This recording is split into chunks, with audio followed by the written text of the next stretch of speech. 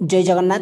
आज आम जाना मंडी रे धान बिक्री पाई केमिति टोकन नंबर आम डाउनलोड करवा।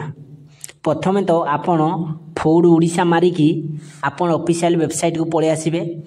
ऑफिशियल वेबसाइट को आसिला परे आपण को साइड रे देखंतु लिखाई जे ऑनलाइन सर्विस तारी ऊपर क्लिक कला परे ट्रांसपेरेंसी पोर्टल ताहारी ऊपर आपण क्लिक करिवे। आपण को सामना को एमिति गुटे इंटरफेस पळे आसीबो।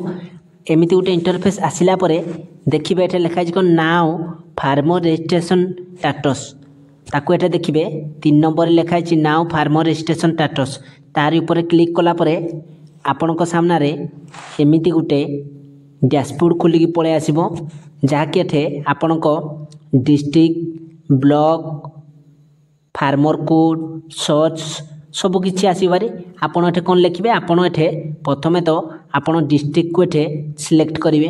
मु मो डिस्ट्रिक्ट सिलेक्ट कला परे तापरे नेक्स्ट आपण कर ब्लॉक जोठे कि आपण कर ब्लॉक धान देबे से ब्लॉक को मध्य सिलेक्ट करिवे। ब्लॉक सिलेक्ट कला परे तळे देखंतु आसी गला कोन जीपी आपण कर जीपी को मध्य एठे सिलेक्ट करिवे। आपण कर जीपी बा पंचायत तापरे आसी गला कोन विलेज आपणकर गाँ आपण जो गाँ लोक ताक सिलेक्ट कला परे शो बटन ऊपर क्लिक कले आपण सामना रे एमिति इंटरफेस पळे आसीबो।